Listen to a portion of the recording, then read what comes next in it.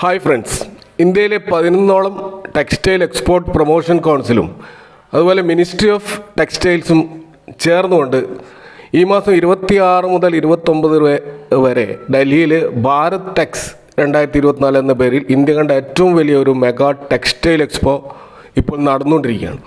അപ്പോൾ ഇത് 29-ന് അവസാനിക്കും.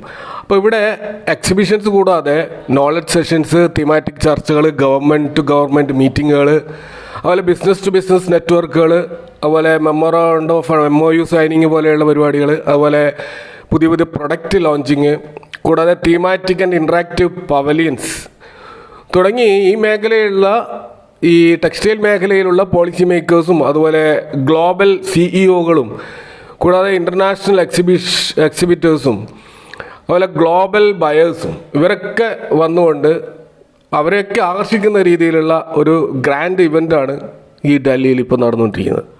അപ്പോൾ ന്യൂഡൽഹിയിൽ പുതുതായി സജ്ജീകരിച്ച ഭാരത് മണ്ഡപം അതുപോലെ യാശോ ഭൂമി എന്നീ ഇവൻ്റ് വെന്യൂകളിലാണ്, അതായത് 2 ലക്ഷം സ്ക്വയർ ഫീറ്റോളം വലിപ്പമുള്ള ഒരു മെഗാ എക്സിബിഷൻ ഹാളുകളിലാണ് ഈ ഒരു ഇവൻ്റ് നടക്കുന്നത്.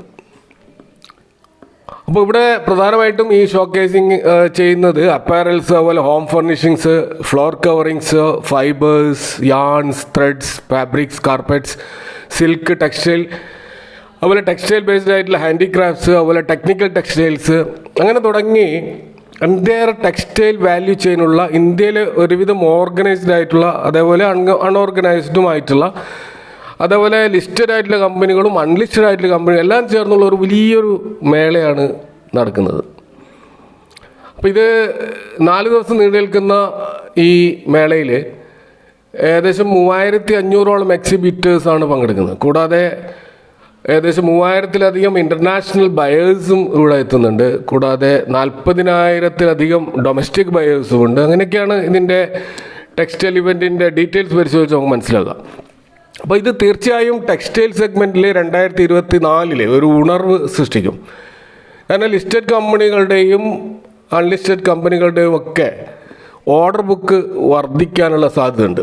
അപ്പോൾ അതുവഴി നമ്മുടെ ഈ ലിസ്റ്റഡ് സ്റ്റോക്കുകളിൽ ഒരു അപ്വേർഡ് മൂവ്മെൻറ്റ് നമുക്ക് തീർച്ചയായും പ്രതീക്ഷിക്കാം. എല്ലാ സ്റ്റോക്കുകളിലല്ല, തീർച്ചയായും ചില സ്റ്റോക്കുകളിലെങ്കിലും നമുക്ക് പ്രതീക്ഷിക്കാം. അപ്പോൾ ഈ സാഹചര്യത്തിൽ നമ്മൾ ഫോക്കസ് ചെയ്യേണ്ട ടെക്സ്റ്റൈൽ സ്റ്റോക്കുകളെ കുറിച്ചാണ് ഈ വീഡിയോയിൽ നിങ്ങളുമായിട്ട് പങ്കുവെക്കുന്നത്.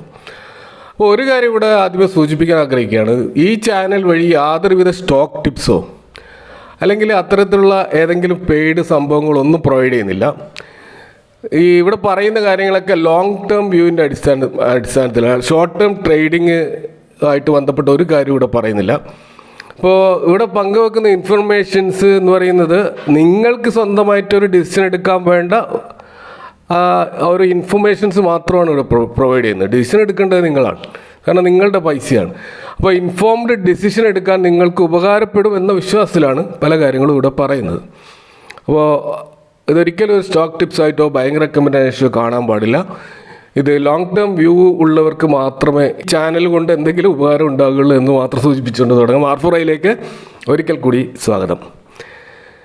ഇപ്പോൾ ആദ്യത്തെ സ്റ്റോക്ക് ഗോകാൽദാസ് എക്സ്പോർട്സ് എന്ന് പറയുന്ന കമ്പനിയാണ്. ബാംഗ്ലൂർ ബേസ്ഡ് ആയിട്ടുള്ള ഈ ഒരു ഗാർമെൻറ്റ് എക്സ്പോർട്ട് കമ്പനി അവർ ഇൻ്റർനാഷണൽ ആയിട്ടുള്ള ലീഡിംഗ് ബ്രാൻഡുകൾക്കും അതുപോലെ റീറ്റെയിൽ ടെക്സ്റ്റൈൽസിനും ആവശ്യമായ ടെക്സ്റ്റൈൽ ഡിസൈൻ അതുപോലെ മാനുഫാക്ചർ ചെയ്യുകയും കൂടാതെ സെയിൽ ചെയ്യുകയും ചെയ്യുന്ന ഈ ബിസിനസ്സിൽ എൻഗേജ്ഡ് ആയിട്ടുള്ള ഒരു ലീഡിംഗ് കമ്പനിയാണ് ഗോകാൽദാസ് എക്സ്പേർട്സ്.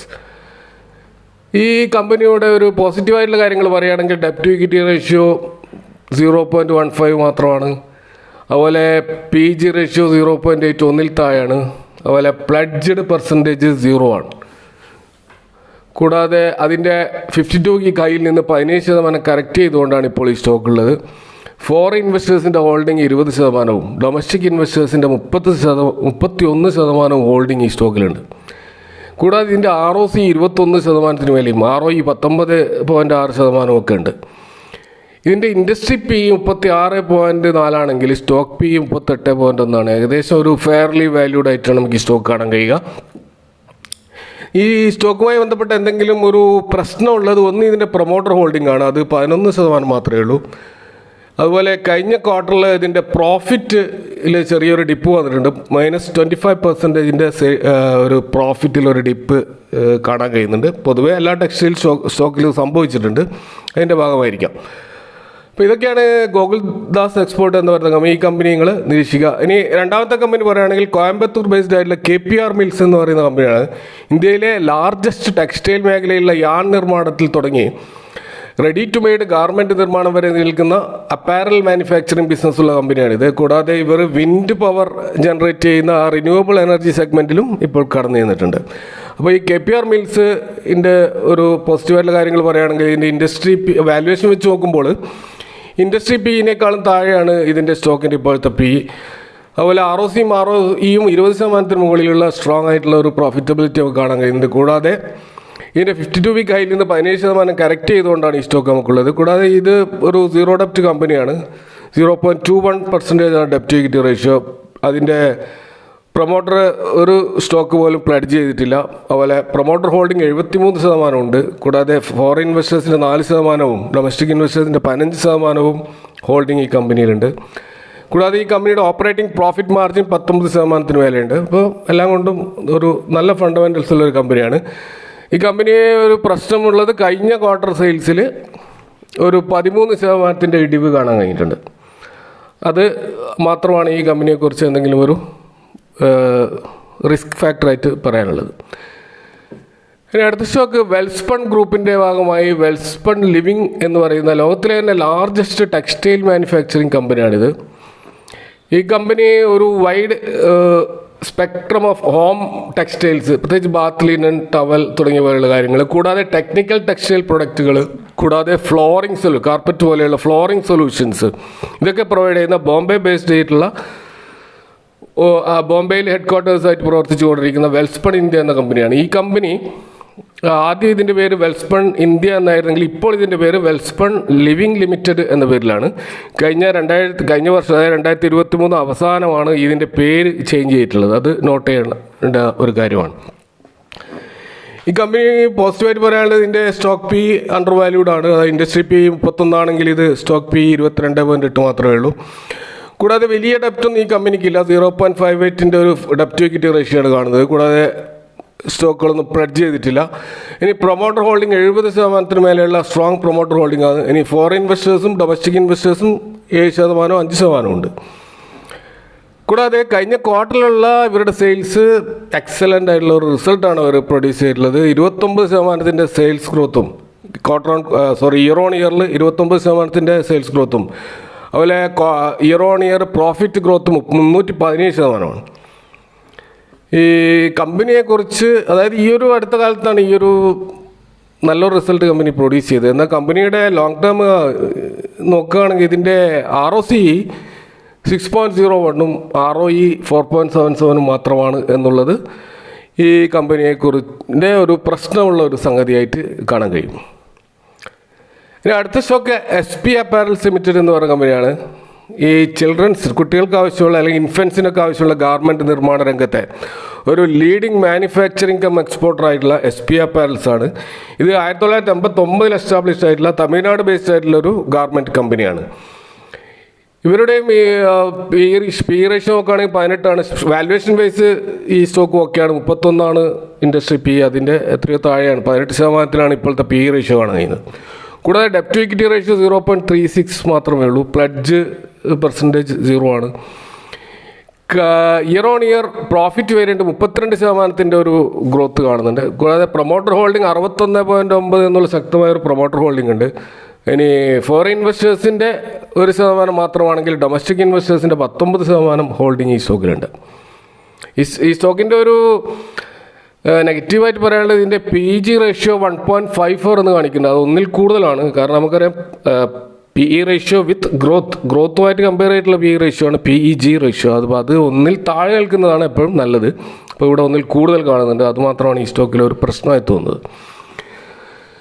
ഇനി അടുത്ത സ്റ്റോക്ക് ട്രൈഡൻറ്റ് ലിമിറ്റഡ് എന്ന് പറയുന്ന സ്റ്റോക്കാണ്. 1990-കളിൽ രൂപം കൊണ്ട ഈ സ്റ്റോക്ക് പ്രധാനമായിട്ടും ഈ അവരുടെ ബിസിനസ് വന്ന യാൺ സെഗ്മെൻറ്റിലാണ്. കൂടാതെ ടെറി ടവൽസ്, ബെഡ്ഷീറ്റ്, അതുപോലെ പേപ്പർ പ്രൊഡക്ട്സ്, കെമിക്കൽസ് തുടങ്ങിയ ഒരു ഡൈവേഴ്സിഫൈഡ് ബിസിനസ്സുള്ള ഒരു കമ്പനിയാണ് യഥാർത്ഥത്തിൽ ട്രൈഡൻറ്റ്. ഇത് വെറും ഒരു ടെക്സ്റ്റൈൽ കമ്പനിയല്ല. ഇവർ പഞ്ചാബിലെ ലുധിയാന ബേസ്ഡ് ആയിട്ടുള്ള ഒരു കമ്പനിയാണ്. എക്സ്പോർട്ട് രംഗത്തൊക്കെ ഉള്ള കമ്പനിയാണിത്. ഈ കമ്പനിയെ പറ്റി പോസിറ്റീവായിട്ട് പറയുകയാണെങ്കിൽ ഇതിൻ്റെ പ്രൊമോട്ടർ ഹോൾഡിംഗ് 73% പ്രൊമോട്ടർ ഹോൾഡിംഗ് ഉണ്ട്. കൂടാതെ ഇവരുടെ ഓപ്പറേറ്റിംഗ് പ്രോഫിറ്റ് മാർജിൻ 15% മേലെയുണ്ട്. ഡെപ്റ്റ് ടു ഇക്വിറ്റി റേഷ്യോ 0.4 മാത്രമേ ഉള്ളൂ. അതുപോലെ സ്റ്റോക്ക് പ്ലെഡ്ജിങ് ഒന്നും ഇവർ നടത്തിയിട്ടില്ല. കഴിഞ്ഞ ക്വാർട്ടർ റിസൾട്ട് നോക്കുമ്പോൾ ഒരു 11% വർധനവ് നമുക്ക് ഇയർ ഓൺ ഇയർ സെയിൽസിൽ കാണാൻ കഴിയുന്നുണ്ട്. അതിൻ്റെ 52 വീക്ക് ഹൈയിൽ നിന്ന് 20% കറക്റ്റ് ചെയ്തുകൊണ്ടാണ് ഇപ്പോൾ നിൽക്കുന്നത്. അപ്പോൾ അങ്ങനെ നോക്കുമ്പോൾ ഈ സ്റ്റോക്ക് കുറേ പോസിറ്റീവ് കാര്യങ്ങൾ നമുക്ക് കാണാൻ കഴിയും. നെഗറ്റീവായിട്ടുള്ള കാര്യങ്ങളും ഈ സ്റ്റോക്കിലുണ്ട്. ഒന്ന് പ്രധാനമായിട്ട് ഈ സ്റ്റോക്കിൻ്റെ PE റേഷ്യോ വളരെ ഹൈ ആണ്, 51. ഇൻഡസ്ട്രി PE 31 മാത്രമേ ഉള്ളൂ. അപ്പോൾ ഇൻഡസ്ട്രി PEയേക്കാളും ഓവർ വാല്യൂഡ് ആയിട്ടാണ് ഈ സ്റ്റോക്ക് നമുക്ക് ഇപ്പോൾ കാണാൻ കഴിയുന്നത്. അതുപോലെ PEG റേഷ്യോയും വളരെ ഹൈ ആണ്, 4.7 ആണ്. അപ്പോൾ അതുപോലെ ഇതിൻ്റെ ക്വാർട്ടർലി നമ്മുടെ ഇയർ ഓൺ ഇയർ പ്രോഫിറ്റിൽ ഒരു ഡിപ്പ് ഉണ്ടായിട്ടുണ്ട്. -24% ഒരു ലോസ് കാണാൻ കഴിയുന്നുണ്ട്. അതുപോലെ ഫോറിൻ ഇൻവെസ്റ്റേഴ്സിൻ്റെ ഹോൾഡിങ് 2.55% ഇതിലുണ്ട്. എങ്കിൽ ഡൊമസ്റ്റിക് ഇൻവെസ്റ്റേഴ്സിൻ്റെ 0.06. അപ്പോൾ ഫോറിൻ ഇൻവെസ്റ്റേഴ്സിൻ്റെയും ഡൊമസ്റ്റിക് ഇൻവെസ്റ്റേഴ്സിൻ്റെയും ഇൻവെസ്റ്റ്മെൻറ്റ് ഇതിൽ കുറവാണ്. അപ്പോൾ ഇതൊക്കെ ഇതിൻ്റെ ഒരു പ്രശ്നമായിട്ടുള്ള സംഗതികളാണ് ഞാനിവിടെ പറഞ്ഞത്. ഹൈ വാല്യുവേഷനാണ്. അതുകൊണ്ട് ഇപ്പോൾ ഇതൊരു എൻട്രി പോയിൻ്റായിട്ട് നമുക്ക് കണക്കാക്കാൻ കഴിയില്ല. കാരണം ഇതിൻ്റെ ഒരു ഡിപ്പിൽ ബൈ ചെയ്യുന്നതായിരിക്കും നല്ലത്. അടുത്തത് അക്സിറ്റ കോട്ടൺ എന്ന് പറയുന്ന കമ്പനിയാണ്. 2013 രൂപ കണ്ട ഒരു ചെറുകിട കമ്പനിയായ അക്സിറ്റ കോട്ടൺ പിന്നീട് ഇപ്പോൾ ഒരു സ്മോൾ ക്യാപ് കമ്പനിയിലേക്ക് വളർന്നിട്ടുണ്ട്. ഗുജറാത്ത് ബേസ്ഡ് ആയിട്ടുള്ള കോട്ടൺ നിർമ്മാതാക്കളാണ് ഇവർ. അപ്പോൾ കോട്ടൺ ബെയിൽസിൻ്റെ ട്രേഡിങ്ങും പ്രോസസ്സിങ്ങും അതിൻ്റെ ഫിനിഷിങ്ങും ഒക്കെ ചെയ്യുന്ന കമ്പനിയാണ് അക്സിറ്റ കോട്ടൺ. കാരണം പരുത്തി അതിൻ്റെ ബണ്ടലുകളാക്കിയിട്ട് ഇങ്ങനെ സെയിലും ട്രേഡൊക്കെ ചെയ്യുന്ന ആ ഒരു കോട്ടൺ മേഖലയിൽ മാത്രം കോൺസെൻട്രേറ്റ് ചെയ്ത, പ്രത്യേകിച്ച് ടെക്സ്റ്റൈൽ രംഗത്ത് ആവശ്യമുള്ള റോ മെറ്റീരിയലാണ് കോട്ടൺ. അതിൻ്റെ ഒരു പ്രധാനപ്പെട്ട സപ്ലയേഴ്സാണ് ഈ ഗുജറാത്ത് ബേസ്ഡ് കമ്പനി. ഈ സ്റ്റോക്കിൻ്റെ PE റേഷ്യോ 29.7 ആണ്. ഇൻഡസ്ട്രി PE 31.3 ആണ്.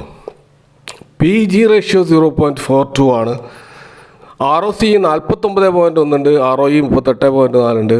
അതുപോലെ ഡെപ്റ്റ് ഇക്വിറ്റി റേഷ്യോ 0.10 ആണ്. 0 ഡെപ്റ്റ് കമ്പനിയാണ്. പ്ലഡ്ജ് പെർസെൻറ്റേജ് 0 ആണ്. Year on year quarter sales 104%-ൻ്റെ സെയിൽസ് ഗ്രോത്ത് കാണാൻ കഴിയുന്നുണ്ട്. അതുപോലെ പ്രൊമോട്ടർ ഹോൾഡിംഗ് 64.8 എന്നുള്ള ശക്തമായ ഹോൾഡിംഗും ഇതിൽ കാണാം. ഇതൊക്കെ ഇതിൻ്റെ ഒരു പോസിറ്റീവായിട്ടുള്ള കാര്യങ്ങളാണ്. ഇതിൻ്റെ ഒരു പ്രശ്നമുള്ള കാര്യങ്ങൾ നോക്കുകയാണെങ്കിൽ ഒന്ന് പ്രധാനമായിട്ടും മാർക്കറ്റ് ക്യാപ്പാണ്. ഇതിൻ്റെ മാർക്കറ്റ് ക്യാപിറ്റലൈസ് 622 കോടി മാത്രമാണ്. അതൊരു മൈക്രോ ക്യാപ്പ് റേഞ്ചിലുള്ള ഒരു കമ്പനിയാണ്. അപ്പോൾ അതിൻ്റേതായ റിസ്ക് ഈ കമ്പനിയിൽ ഉണ്ട്. രണ്ടാമത് ഫോറിൻ ഇൻവെസ്റ്റേഴ്സിൻ്റെ 0.46% മാത്രമാണ് ഇതിൽ ഹോൾഡിംഗ് ഉള്ളത്. ഡൊമസ്റ്റിക് ഇൻവെസ്റ്റേഴ്സ് ആണെങ്കിൽ 0 ആണ്. അപ്പോൾ അതും നമ്മൾ ശ്രദ്ധിക്കേണ്ട ഒരു കാര്യമാണ്. കാരണം high net worth big investors ഇതിലില്ലെങ്കിൽ സ്റ്റോക്കിൽ ഭയങ്കര വളറ്റിലിറ്റി ഉണ്ടാകാനുള്ള സാധ്യതയുണ്ട്. അതുപോലെ ഓപ്പറേറ്റിംഗ് പ്രോഫിറ്റ് മാർജിൻ 2.25 മാത്രമേ ഉള്ളൂ. അതായത് പ്രോഫിറ്റ് ഉണ്ടാക്കാൻ ഓപ്പറേറ്റിംഗ് പ്രോഫിറ്റ് മാർജിൻ 2.2% വളരെ നേരിയൊരു പെർസെൻറ്റേജാണ്. കൂടാതെ ഇയർ ഓൺ ഇയർ പ്രോഫിറ്റിൽ ഒരു ഡിപ്പ് ഉണ്ടായിട്ടുണ്ട്. -33% ഒരു ഡിപ്പ് കാണാൻ കഴിയുന്നുണ്ട്. അപ്പോൾ ഈ കാര്യങ്ങളൊക്കെ നോക്കുമ്പോൾ പോസിറ്റീവ് ഈക്വലി നെഗറ്റീവായിട്ടുള്ള പ്രശ്നങ്ങളൊക്കെ ഉള്ള ഒരു സ്റ്റോക്കാണ് അക്സിറ്റ കോട്ടൺ എങ്കിലും അത് ഒരു വളർന്നു വരുന്ന ഒരു സ്റ്റോക്കായിട്ടാണ് നമുക്ക് കാണാൻ കഴിയുന്നത്. ഇനി അടുത്ത സ്റ്റോക്ക് റൈമണ്ട്സ് എന്ന് പറയുന്ന ഇന്ത്യയിലെ ഒരു പരമ്പരാഗതമായിട്ടുള്ള അല്ലെ വളരെയധികം ഓൾഡ് 1925 വരെ നീണ്ടു നിൽക്കുന്ന ചരിത്രമുള്ള ഒരു കമ്പനിയാണ് റൈമണ്ട്സ് ലിമിറ്റഡ് എന്ന് പറയുന്ന കമ്പനി. ഇവർ എഞ്ചിനീയറിംഗ് സെഗ്മെൻറ്റിലും FMCG സെഗ്മെൻറ്റിലും റിയൽ എസ്റ്റേറ്റിലും ഒക്കെ കൈവച്ചുള്ള കമ്പനിയാണ്. ഇവരുടെ ബിസിനസ് ഇൻ്റർനാഷണൽ മാർക്കറ്റിൽ 55ഓളം രാജ്യങ്ങളിൽ എക്സ്പോർട്ട് ചെയ്യുന്നുണ്ട് കമ്പനിയുടെ. കൂടാതെ ഇന്ത്യയിൽ തന്നെ നെറ്റ്വർക്ക് 1638 സ്റ്റോറുകളും ഒക്കെ ഉള്ള വലിയ ടൗണുകളിലൊക്കെ 1500-ലധികം സ്റ്റോറുകളുണ്ട്. അതുപോലെ ഇൻ്റർനാഷണലായിട്ട് 49-ലധികം സ്റ്റോറുകളൊക്കെ ഉള്ള ഒരു വലിയ കമ്പനിയാണ് റൈമണ്ട്സ്. ഈ സ്റ്റോക്കിൻ്റെ PE റേഷ്യോ ഇപ്പോൾ 6.91 മാത്രമേ കാണുന്നുള്ളൂ. ഇൻഡസ്ട്രി 31 ആണെന്ന് ഓർക്കണം. അപ്പോൾ വളരെ അണ്ടർ വാല്യൂഡ് ആയിട്ടാണ് ഈ സ്റ്റോക്ക് കാണുന്നത്. കൂടാതെ PEG റേഷ്യോ 0.18 മാത്രമേ ഉള്ളൂ. അപ്പോൾ അതും അണ്ടർ വാല്യുവേഷനാണ് സൂചിപ്പിക്കുന്നത്. കൂടാതെ ഇയർ ഓൺ ഇയർ പ്രോഫിറ്റിൽ 92% വർധനവ് കാണുന്നുണ്ട്. അതൊരു എക്സലൻ്റ് ആയിട്ടുള്ള ഒരു ഫിഗറാണ്. കൂടാതെ ഫോറിൻ ഇൻവെസ്റ്റേഴ്സിൻ്റെ ഹോൾഡിംഗ് 14%, ഡൊമസ്റ്റിക് ഇൻവെസ്റ്റേഴ്സിൻ്റെ 7% കൂടുതലുമുണ്ട്. കൂടാതെ ROCയും ROEയും 21-22 എന്നുള്ള റേഞ്ചിലാണ്. അത് നല്ലൊരു ROEയും കൂടാതെ അതിൻ്റെ 52 വീക്ക് ഹൈയിൽ നിന്ന് 19.7% കറക്റ്റ് ചെയ്തുകൊണ്ടാണ് ഇപ്പോൾ ഈ സ്റ്റോക്ക് അവൈലബിൾ ആയിട്ടുള്ളത്. അപ്പോൾ അങ്ങനെ നോക്കുമ്പോൾ വളരെയധികം പോസിറ്റീവുള്ള ഒരു കമ്പനിയായിട്ടാണ് റൈമണ്ട്സ് കാണുന്നത്.